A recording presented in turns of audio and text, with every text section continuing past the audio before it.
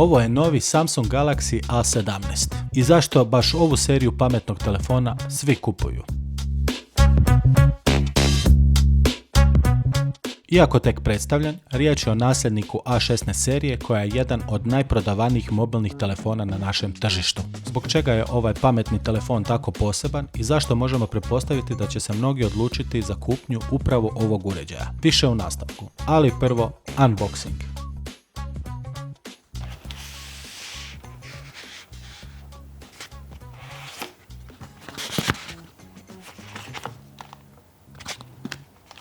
Uređaj nas je dočekao u obično bijeloj kutiji, onako kako smo navikli na budžet uređaja. Dodataka nema previše, standardna papirologija, USB-C kabel i sam uređaj. Punjača nema.